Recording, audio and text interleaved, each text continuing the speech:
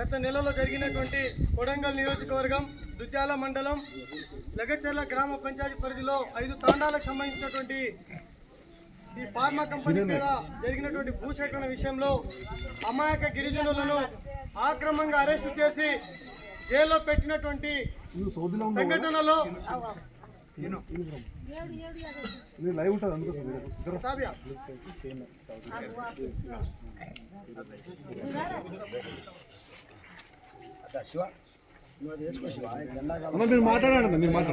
జరిగినటువంటి సంఘటనలలో ఈరోజు గత 34 రోజులుగా సంగారెడ్డి కంది జైల్లో ఉన్నటువంటి మా లగచర్ల గిరిజనులు ఈరోజు బెయిల్ రావడం జరిగింది.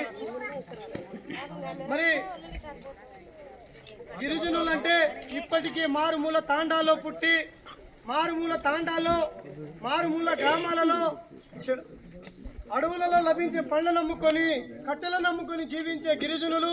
అలాంటి గిరిజనులు ఏదో తీవ్ర నేరం చేసినట్టు, ఈరోజు టెర్రరిస్టు లాగా నేరం చేసినట్టు మా హీరానాయక్ పులిచెర్లకుంట తాండాకు చెందినటువంటి జరప్ల హీరానాయక్ జైల్లో గుండెపోటు వస్తే ఎవరికి తెలియకుండా ఈరోజు ఆయనను హాస్పిటల్లో అంబులెన్స్ లో తీసుకురాకుండా ఒక టాటా సుమోలో ఎవరికి గట్టు చొప్పు తెలియకుండా వారిని సంగారెడ్డి మెడికల్ కాలేజ్లో తీసుకురావడం జరిగినటువంటి విషయంలో మా సోదరుడు రాజేందర్ నాకు ఫోన్ చేసి, అన్న ఇట్లా హీరానాయక్ గుండెపోటు వచ్చిందంట, అన్న సీరియస్ ఉన్నాడని చెప్పేస్తే అక్కడ పోయి మేము గవర్నమెంట్ హాస్పిటల్ అంతా మొత్తం చూసినాం, ఎక్కడ కనబడలేడు. అంటే ముందు రోజు వచ్చి చెక్కింగ్ చేసుకొని తీసుకెళ్లి తర్వాత రోజు కూడా తీసుకురావడం జరిగింది.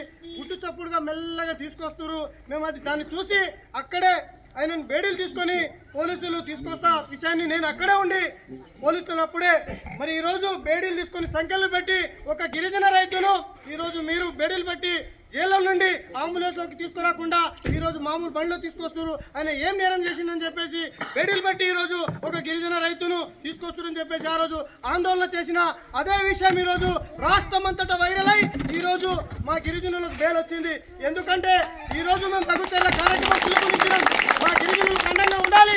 ఈరోజు ఏం చేయని ఈరోజు మా గిరిజనులకు అడ్డం పెట్టుకొని మా పేద ప్రజల భూములను లాక్కొని ఇక్కడ ఒక ఫార్మా కంపెనీ పెట్టాలని చెప్పేసి ఈ ప్రభుత్వం ప్రయత్నం చేస్తా ఉంది. ఈ ప్రభుత్వానికి మేము మా గిరిజనులు ఈ రాష్ట్రంలో ఎక్కడ ఏ ఇబ్బంది ఉంటామో వాళ్ళకి ఏ ఇబ్బంది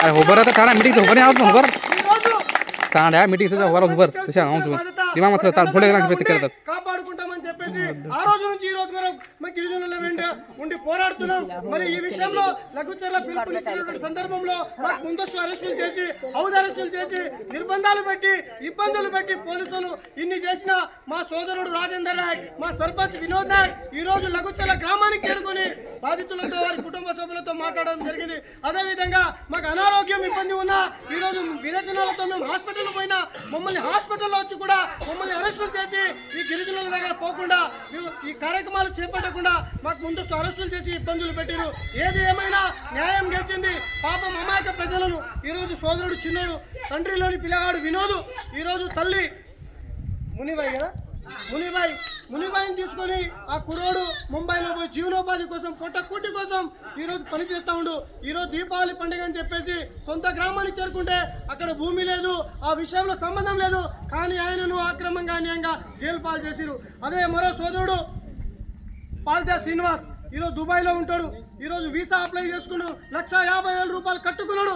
ఈరోజు అన్న కార్లో వస్తూ ఉంటుండే 1,50,000 రూపాయలు లాస్ అయినా ఎవరు కడతారన్నా? ఈరోజు మేము దుబాయ్ 15 రోజులైతే నేను దుబాయ్ చేరుకునేవాడిని. ఈరోజు నేను హాయిగా అక్కడ కూలి పని చేసి బతికేటోని నన్ను తీసుకొచ్చి జైల్లో పెట్టిరని చెప్పేసి ఆయన అంటాడు. ఇంకో సోదరుడు నేను ఉన్నా అక్కడే అన్న, నేను అక్కడే ఉన్నా కానీ నాకేం సంబంధం లేదు, నేను ఆ గొడవలో జరిగిన విషయం తెలుసు కానీ నేను ఎవరికి ఏమనలేనని చెప్పేసి ఆయనను తీసుకొచ్చారు. విద్యార్థి అయినటువంటి శివాజీని తీసుకుపోయి అక్రమంగా లోపలేసేసారు. అదేవిధంగా ఇట్లా ఏం సంబంధం లేకుండా మా హీరానాయక్ వ్యవసాయంలో పొలం పనులు చేసుకుంటుండే ఆయనను అర్ధరాత్రి తీసుకుపోయి ఏం సంబంధం లేకుండా ఈరోజు పార్టీలని చెప్పేసి ఈరోజు కుట్ర పని ఈరోజు ఆయనను కూడా అక్రమంగా తీసుకొచ్చి జైల్లో పాలు పెట్టి ఈరోజు ఇబ్బందులు చేస్తారు. ప్రభుత్వానికి మేము ఒకటే హెచ్చరిస్తాం, మా గిరిజనుల